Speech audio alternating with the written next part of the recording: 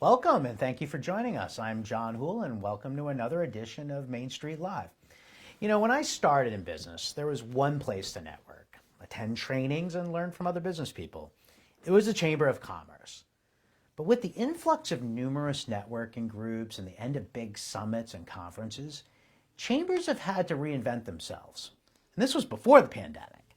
And then COVID happened and meetings went virtual, and chambers again had to reinvent themselves. Needless to say, this is not your father's chamber anymore. And Liz Catucci is a new type of leader, representing the chamber of today. To kick off the new year, I'm happy to interview Liz Catucci, CEO of the Northern Rhode Island Chamber of Commerce. Welcome, Liz, and thanks for doing this live. Of course. Thanks, John. Thank you so much for having me. I'm honored to be here. Now, Liz, I opened with, this is not your father's chamber, and you're not the typical chamber CEO that we think of when we think of what the Chamber of Commerce, but I think you're more reflective of what the chamber is today. It's a lot more women involved, a lot of younger people. So tell us, though, first, how you got here. You didn't wake up one day and become chamber CEO. You probably didn't set out in your career to become the CEO. So tell us about the evolution and your path to becoming the chamber CEO. Sure. No, I'm happy to share. Actually, my background is the hospitality industry, if you believe it. I grew up in Massachusetts, went to Providence College, and go Friars. I'm a huge Providence College Friar fan, still very involved at Providence College, but fell in love with little Rhode and just never went home. I wasn't too sure what I was going to do. I was an English major, and my parents said, "Oh my God, what are you going to do? You're going to teach. You're going to, be an attorney." So they made sure that I got a business studies degree at PC as well. Always listen to your parents, right? Always listen to your parents, which was very, very useful. So I graduated school, and during my years at PC, I had worked in the restaurant industry. So it just really seemed like a good fit for me. I had a comfort level there, and I moved into management, operations, sales, business development, and one of the first few companies that I worked for was Legal Seafoods. Don Shula actually opened Shula's 347 Grill in Providence, which was really cool. And then finally the Capitol Grill, which is owned by Darden, and it's one of the largest hospitality companies in the country. Did it originate in Providence? It did, yep, with Ned Grace. He was the original owner. And a lot of people don't know this, but the Capitol Grill in Providence was their first location. It was their flagship. Yeah, a lot of people think it's Boston, but it was actually Providence, which is very, very cool. So then tell us more. Sure. So you went from the Capitol Grill. Where'd you go next? You went into accounting? Sure. I went into accounting, if you'd believe it. But not traditional. You weren't doing audits and things. You were more marketing. Not. Yeah. No, they would never want me to do an audit or any type of tax work for them. I realized I started a family while I was still at the Capitol Grill and just realized it was not conducive, that industry, to having a family. It's really tricky, especially because I was commuting up to Boston. So I was spending a lot of time in the car when I could have been with my young daughter. So if you would believe it, I started looking. I had always had that opportunity where somebody reached out to me to let me know that a job was available. So I had never really been through the process of interviewing for a job. So I went on Craigslist and found this posting for Director of Business Development and Marketing at an accounting firm. So it was in downtown Providence, and I said, you know what? Like, this will just be good practice. This will be good practice, right? I need to go through this experience. It's close to home. So not thinking you were going to get the job. Not at all. I'll go in and see how it goes. So 9 o'clock, show up, Textron building, if anyone's familiar with that, very intimidating, the financial district. And I meet with a gentleman who was the managing partner at the time, Ned McCrory. So my interview was scheduled for an hour, and I was there for over 2 hours. Ned and I just had a great conversation, very similar to the conversation you and I are having right now. And at the end of it, I realized I want to work for this guy. This is amazing what they're doing here, and I want to be involved in this. And the reason why I loved it was no one had been in that position before. In the accounting and financial world, it's not typical. That now it's more typical, but at that time it wasn't typical to have a marketing and business development person. So I was going to have this blank canvas, and I was really going to get to create what this job was, and work under this amazing leader. So we met at the end of the week, and I'll never forget this because he offered me the job a week later, and I took it, and I went home and I told my husband, and he said, you took the job? You didn't say I need to have a conversation with my husband? I said, no. This is an amazing opportunity. Like, I would never say no to this. Of course I took the job. Liz, I'm going to throw you off topic a little bit and go off script. I know you're very prepared for all the questions I don't know about that. posed to you, but something struck me when we were saying this, and you had a young child at the time. You're getting back into the workforce, and there's so many women today that have left the workforce, go and raise their families, and then they're sometimes intimidated to go back into the workforce. And so you went through that. Can you share your experience and kind of reassure so many people out there, their talents are so important, and today especially when we're looking for good qualified people, that some of the women that may have gotten out may want to come back in, and I think you could be a good example and talk to that. Yeah, no, I agree with you, John. We're seeing it, like you said, more and more, and it's a scary thing. And I think it's that constant balance, right? I know daily I'm like, oh, am I giving if I'm giving 100% to my job, am I giving 100% to my family, or vice versa? And it's a very delicate balance. That's part of the reason I know we're going to get to this and talk about this is the Women's Business Council that was established at the Chamber is really a support system for women in that in that same situation that are trying to find that balance and just really need to hear other people's stories and what they went through and kind of have a champion for them in that space. But it's often a discussion, and it's a hard choice. It's a hard choice to make. So before we get there, let's talk a little bit about how you came to the Chamber. So what was your first exposure to the Northern Rhode Island Chamber? And then tell us how you went from sponsor and board member to then becoming the CEO. So my first ever experience with the Chamber was actually when I was at the Capitol Grill. That was the Newton Wellesley Chamber. And so in business development, I was attending their events. And that's the first time I'd ever heard of a chamber, to be embarrassingly. I didn't really know what a chamber did or what their role was or why why a business would be involved in it. So that was my first experience. And then working at the accounting firm, a big piece of my job was to build relationships with people. So I was involved in a lot of different nonprofits, different types of networking groups. One of the founding members, and I don't know if you met Paul Frechette, he was Ned McCrory's partner, actually served on the board at the Northern Rhode Island Chamber. And he said, Liz, you have to meet John Gregory, and you have to get more involved in this group. It's a great opportunity, a great group. And that's what I did, and started attending events, started building relationships. Time went on, and Mr. Gregory asked me to serve on the board, which it was a great honor. About how long ago was this? So I was on the board for about 4 years, and then I've been at the Chamber just starting my third year. I can't believe it. So when do you think you discovered that you wanted to basically have John Gregory's role, that you wanted to be the chair? I'm sorry, the chair, the CEO. Yeah, I'd say it was about a year out from when John retired. My accounting firm at the time had been bought by a larger firm in New York. It was a good time for a transition. It was a great time for a transition. I loved what I did, and I loved the people that I was working with, but I was ready for a new challenge. And to me, this was definitely a new challenge. So tell us then, what, as the CEO of the Northern Rhode Island Chamber, what are your general responsibilities? What do you do? So let people know what you said early on, that you didn't know what a Chamber of Commerce was back when you started. So let people know what a Chamber of Commerce is and what your role there is. Sure.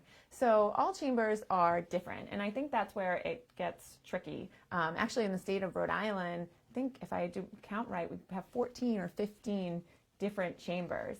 So you have some that are a little bit smaller and more focused on Main Street business and might only serve one city or town.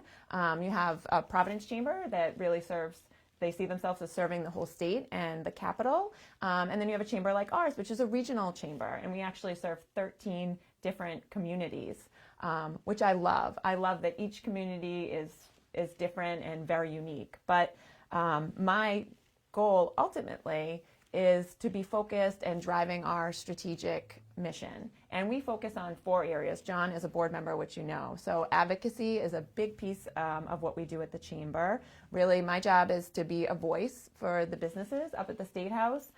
because often they don't have a voice there. And so when you say an advocate or advocacy, so you're going and meeting with legislative leaders, telling them the business perspective, or they're calling you and asking you, hey, what is the business community think? So you're a spokesperson for the business community. Absolutely. No, that's a great way to describe it.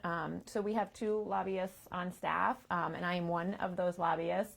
And we even take it a step further, John, if you believe it. Every piece of legislation that comes through the General Assembly, we track it, and we're looking at every single piece of legislation, and we're very focused on things that, of course, could affect the business community. Could you give us an example? Like, what is some of a piece of legislation you tracked and brought to people's attention? Yeah. So last year is probably a good example because we're just starting session. So we had a big pay equity bill, which was something that we were heavily involved in, and it was a great thing because people came together. We took a much more of a proactive approach, and we were able to have conversations with state leadership as well as reps and senators, and make sure the business community's voice was heard as well.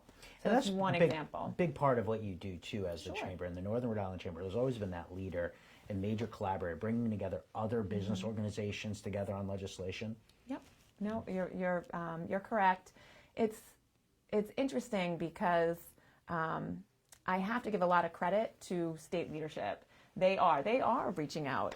We just had a chamber coalition meeting recently, and we sat down with the governor. I don't know how many chambers in other states get to have that opportunity. Right. We have a lot of access, and they make themselves readily available, and those relationships are really, really important. But not just at the State House. We have a lot of other relationships because ideally I really see us as a connector, if that makes sense. Yeah. So great relationships with the Department of Business Regulations, Division of Taxation, Department of Labor and Training. And so I always joke, and maybe this isn't the best way to describe it, but in Rhode Island there's a saying, you got a guy, right? Right. I like to tell people, you've got a girl. And when that's you think about right? when you think about the chamber, and I'll give you some examples of that. During COVID, it was really hard. People were working, crazy hours, and a lot of our members were struggling to get in touch with somebody at the Department of Labor if they were going to have to furlough, or if they were going to be doing work share, or they had insurance questions.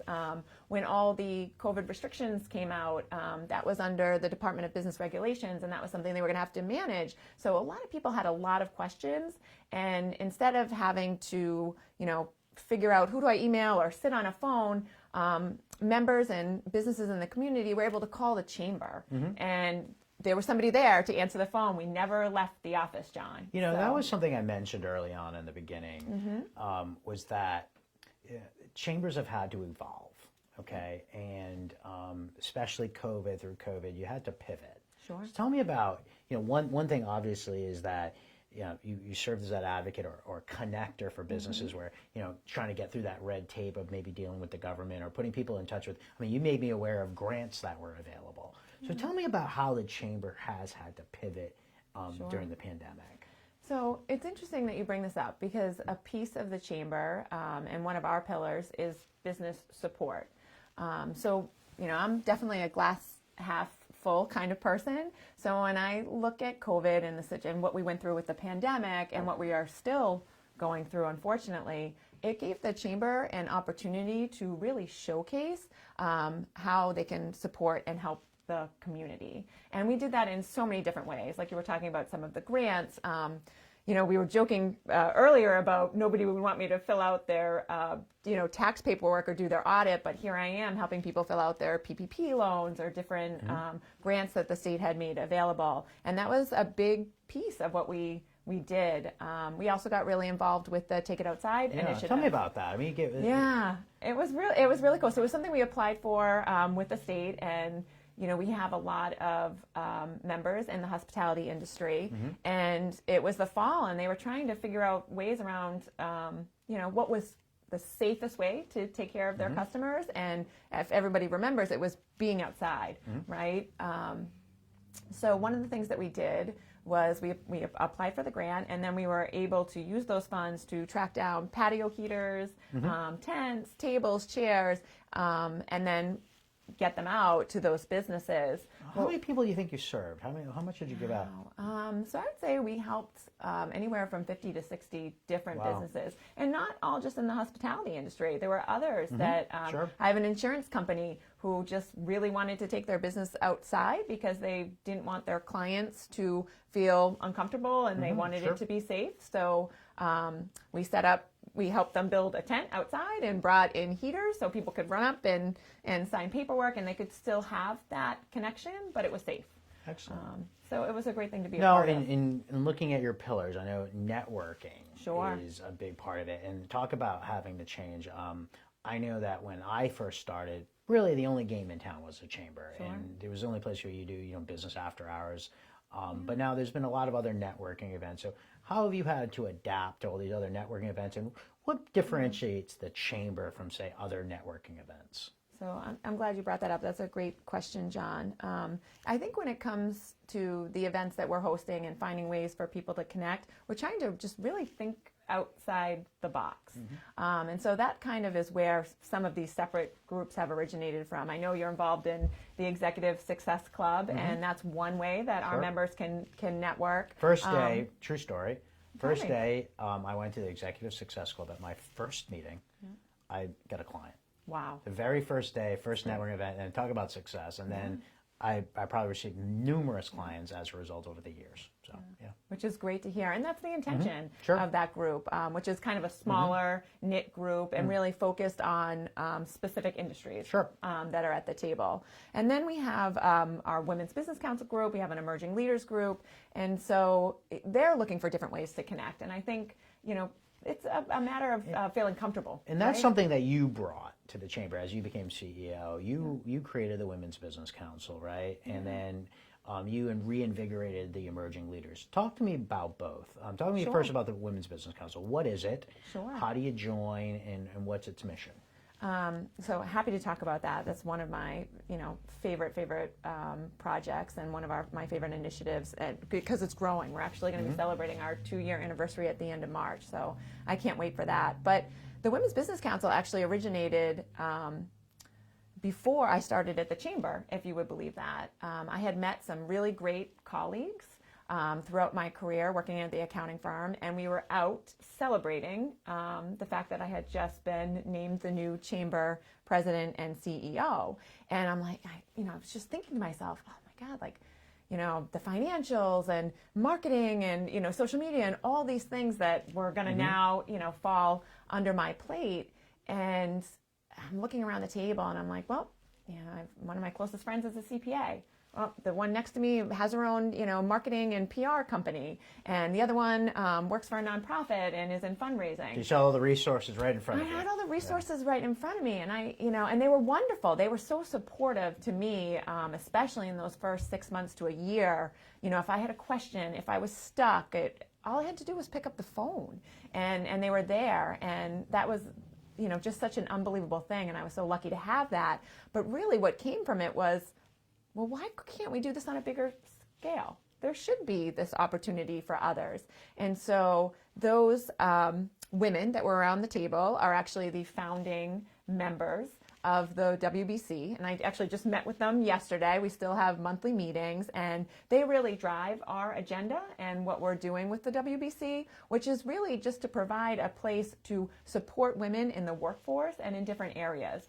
What I love about the Women's Business Council, John, is that it's so diverse. I mean, you have people who have just graduated from college that are involved in the program. Up to we have a women's business owner who's looking to sell her business, to everything in between. And what's really cool is just the organic relationships that are built in those environments. We do some educational panels. We've had a few of our board members have actually spoken. Jen Morrison was one of them from Amica, and just like her telling her story and some of the things and challenges that she's had to deal with in her career. So how big is the Women's Business Council? So there's over 300 women who are involved in the Women's Business Council. Yeah, I'm really proud of that, and we're growing. And how often do you meet?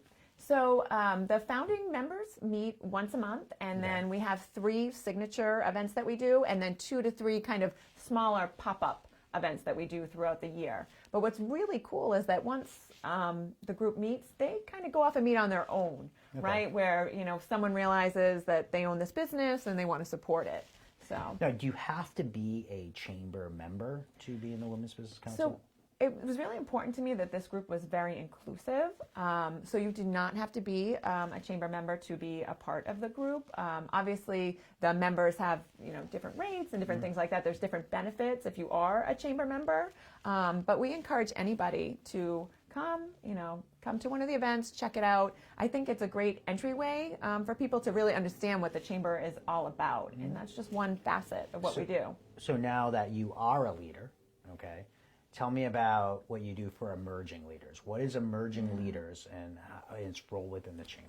Sure. So the Emerging Leaders Program is also something that has kind of been a pet project of mine, because in conversations with other leaders at my point before I had taken over as president and CEO at the chamber, we realized that there really wasn't something in the state that was serving kind of that mid-level management. There's some really awesome young professional groups that are out there. There's some really great C-suite groups that people are a part of. So this is right in between. Really, the intention was to find something for people in between who wanted to, gain new skills. And a place where authentic leaders or soon-to-be leaders could network, engage, learn from one another, build relationships. As you know, John, in the business industry, relationships is number one. Absolutely. Right? It's one of the most important things. And this gave people the opportunity to make those connections as they, move forward in their career and as they move up the ladder. So, we talked about at the beginning how the chambers had to pivot and had to change. Okay, so now we're coming, hopefully, out of this pandemic, or now endemic, right? And so where do you see the chamber's role in the future? That's a good question. Really, the chamber has a strong foundation. And I think what's most important to me is making sure we're always meeting the needs of our members. So that constant communication with our members is really important, because that drives a lot of the initiatives that we have going. And a great example of that is, and I'm sure you know this, one of the things that many of our members struggled with was staffing issues and staffing shortages, supply chain issues.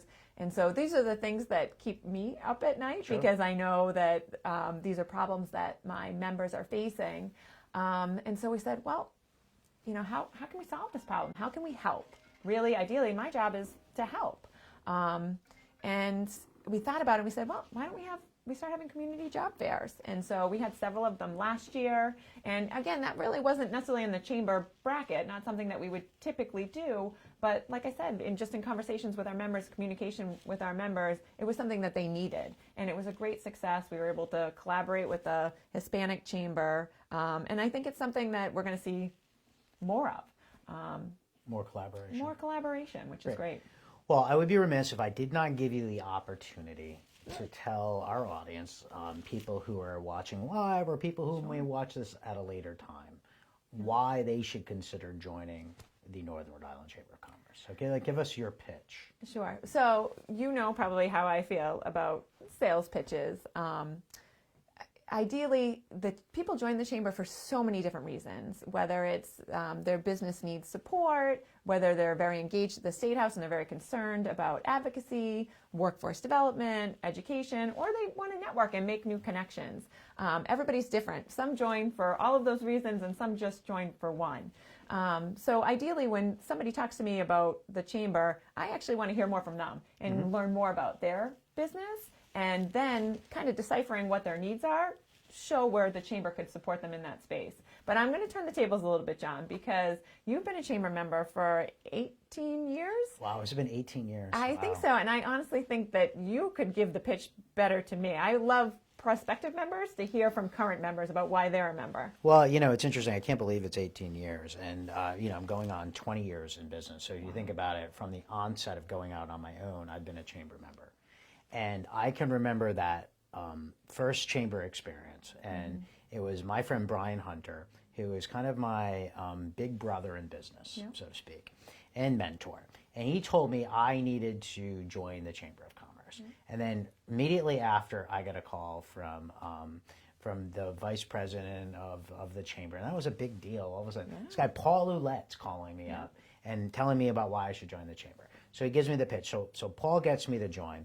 And then Brian says to me, you really need to join this Executive Success Club. So I go to that, my first meeting, and as I mentioned before, my very first meeting, I got a client. So here I am, new person, business. And back then, I have to say, it was very intimidating, especially going to these events, and you look around, you see all these very successful people, or you perceive as very successful, and you're on your own, and you're meeting people, and then I meet John Gregory, who was larger than life, you know. And I remember early on, the chamber hired me to do their newspaper, their newsletter at the time. And so at that point, the chamber then hired me. So I'm thinking, what a great opportunity. I'm actually working for the Chamber of Commerce. This is a great addition for my company that they would hire me, so other businesses will now get to know me. Honestly, I have to say, probably joining the Chamber of Commerce was probably one of the best business decisions I ever met.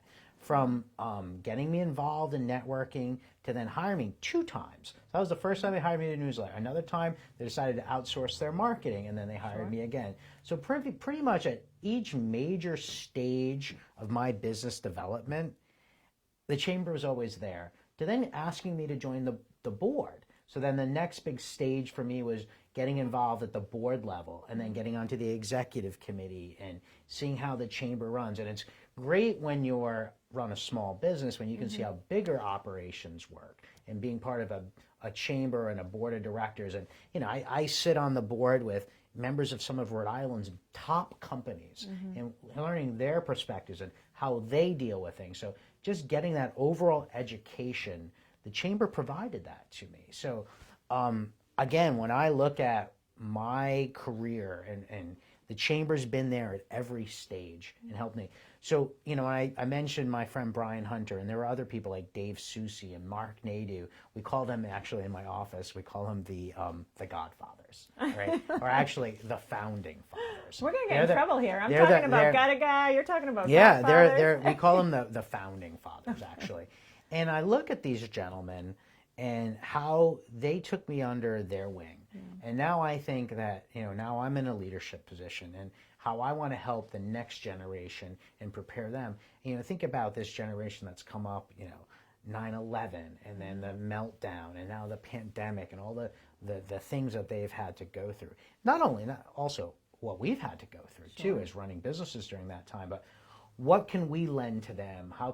Who can we take under our wing to then prepare that next generation? So I see the chamber as my vehicle to help me do that, how I can then mentor future leaders. That's great, John. And that's a wonderful thing about the chamber, is that, you know, people get to a certain level in their career, and their next thought is very similar to yours. How can I help? How can I mold the next group? Yeah. So that's a great thing. And we're thrilled. And you're our chair this year. Yes, I'm our chair, and this is an exciting opportunity for me. And, you know, I think that's a great example of what this chamber is about, that someone like me who could start 18 years ago, having a very small business, now it's 20, but right around that same time is when I incorporated. So the formalization of my company, JH Communications, and then I joined the chamber. So my whole career, I came with the chamber, and what a great way in my career at this time to be recognized among my peers to be their chair. So it's a very humbling experience to be around these CEOs and other great business leaders in our state. But now I see it as an opportunity to be an advocate for all types of businesses and all types of people in our community. Well, we're thrilled. We're thrilled to have you, and you really speak to what differentiates our chamber, I think, from a lot of the other chambers, is that we've got some great corporate, bigger businesses involved in the northern Rhode Island region. You have Amica and Fidelity, and then we have a lot of small businesses. I actually just had a meeting with somebody who's opening up their own yoga studio yesterday, and I think that's what's so really cool about our chamber. And, you know, and what I also think is great about our chamber too is I can remember being in board meetings where the governor would come and talk to us, or the commerce secretary, or you know, we've had the Speaker of the House, the Senate President, and that's what I think is so great about Rhode Island, is that while we're small and while you can say, yes, I know somebody, the connections are so tight. It's true. And that we can really get things done. So I think it's important that, I think that's our strength. The fact that we know everybody, I think that's our strength, not our downfall. I think that's how we can really effectuate change. And I think that's really an important thing here in Rhode Island. No, I would agree. I've built my career on relationships. So Liz, we're actually at 30 minutes, wow. believe it or not. So as we wrap up, any kind of parting thoughts, words of wisdom, or anything you'd like to leave us with as we kind of finish our first episode of the new year? Yeah. So John, I would be remiss. A lot of the conversation today was about myself, and I would be remiss not to mention my staff and the board and what a wonderful team I have, because none of these things that we talked about today would have been possible without them. I have like a rock star staff and a rock star board. So I'm very blessed. I'm very lucky, and looking Liz, forward to the new year. I think that's what makes you a good leader, the fact that you're recognizing your staff and the board and not taking all the credit. And as I'll quote one of our great board members in saying that Liz is the queen of the North. So on that note, on that note, we're leaving you with the Queen of the North is signing out, and we really appreciate you joining us for our first episode. And we look forward to coming back to you with introducing you to other great stories and other great business leaders who have made their way in this environment. We'll be bringing you their stories. Thank you very much for watching. We appreciate it. Thank you.